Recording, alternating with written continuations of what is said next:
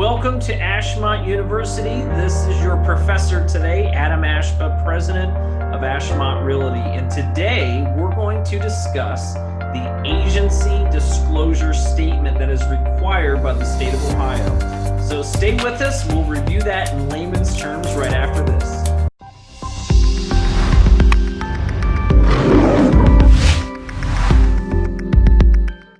Let's go ahead and discuss what the agency disclosure statement form is. This is required by the state of Ohio, in which you can see the seal on the top left-hand side there. And basically what this is, it publicly announces to the world, as well as to buyers and sellers and the state of Ohio, who is representing who for a given transaction. Now, there was a point in time, believe it or not, that every agent in a transaction represented the seller. So even if you were an agent decades ago and you had a buyer that was interested in a listing, you were still working for the seller, even though the buyer was your client. So with that being said, the state of Ohio came out with this agency disclosure statement that clearly defines who represents who in a given transaction. So let's go ahead and get down to it, and we'll break it down. First and foremost, the very top, pretty straightforward, property address of the real estate that we're doing the transactions.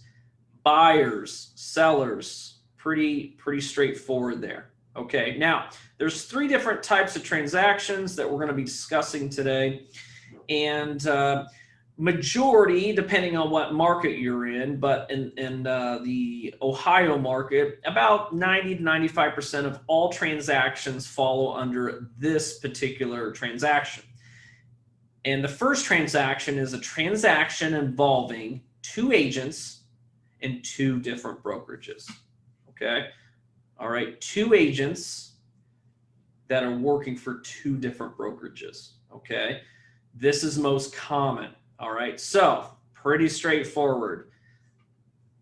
If you're representing the buyer, you put your name here, your brokerage here. So, Adam Ashba is working with the buyer at Ashmont Realty. If the listing is with XYZ brokerage, you would place XYZ brokerage here and the agent's name. Okay, so the agent's name as well as the brokerage name. Okay, easy enough. All right, let's move on to the next one. This happens occasionally, not as much as we would like, but the second option is a transaction involving two agents. So two different agents, but within the same umbrella. So this would be, for example, two agents that work for Ashmont Realty, okay, would be part of this transaction. So the seller works for Ashmont Realty agent, okay.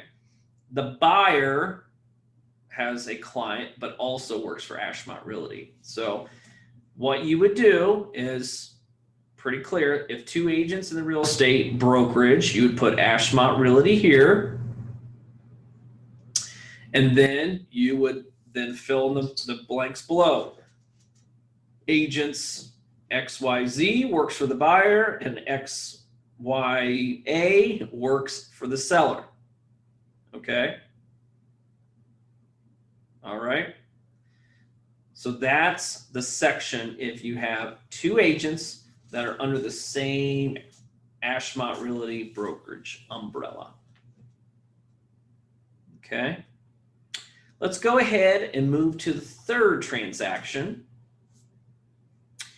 This could happen a couple different scenarios, and we'll cover those. Okay. This is where there's only one real estate agent that is involved.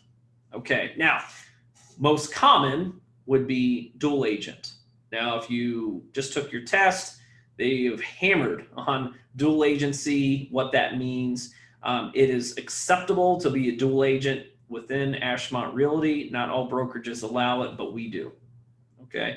Some of the pros is you get double the commission typically.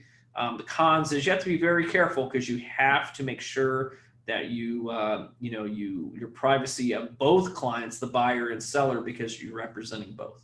Okay. So with that being said, we're going to go ahead and cover section 3. Okay. So dual agency. All right. You're going to put in there clearly agent Adam Ashba and the real estate brokerage Ashmont Realty will be dual agent representing both parties. See that right there. Okay. All right. If there is any sort of family relationship, if this is a parent, a sibling, a cousin, if you're related, please put that down in the agency relationship.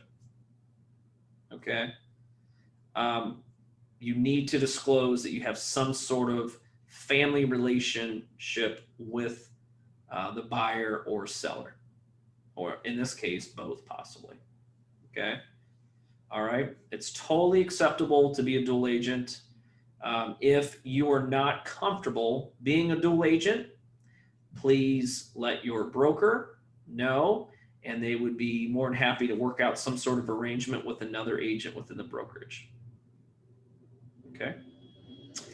The next, which I think we don't think of a lot, is when would there be a situation in which you'd only have one agent involved? Okay. Well, we talked about dual agency. The next one might not be so common, but the next one is actually maybe a for sale by owner. Okay. In which maybe the seller is selling their home on their own. They're not represented by a real estate agent. All right. You as the realtor to the buyer are representing the buyer. Okay. So there's only one agent involved in this scenario. That's where the bottom section comes into play. Okay.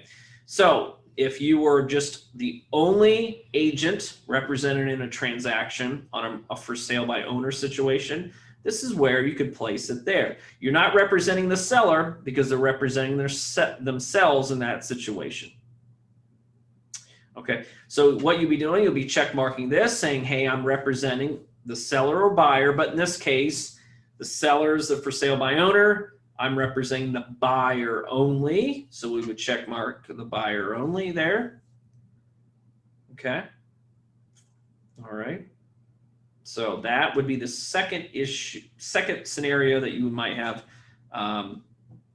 only one real estate agent per transaction. So let's go ahead and move down from there. So this form is required by the buyers and sellers to sign and date this. This is typically signed and dated at the time of the contract. Especially very important if you are representing both parties as a dual agent. You make sure that you please disclose that to both parties, because your buyer or seller might not be comfortable you representing both sides. And you want to make sure you disclose that to them in writing so they know that you are playing on both sides of the fence. It is totally legal and acceptable, but you want to disclose to them that you are doing both. Okay, so make sure these are both signed and dated by both parties, the seller and the buyer.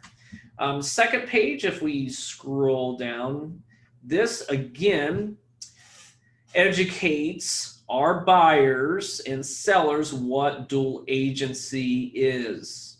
If you noticed between your training at your at real estate school and the forms, they hammer continuously on the dual agent issue. It is something that can cause problems, and some brokerages stay clear away from them and others don't.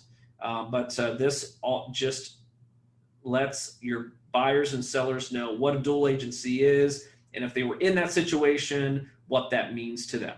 Okay? So pretty easy. Again, if you have any other questions, you can contact the Ohio Department of Commerce, Division of Real Estate and Professional Licensing in downtown Columbus. So this concludes this tutorial on agency disclosure statements. This is required by the state of Ohio on every real estate transaction. Thank you for watching, and we will see you on the next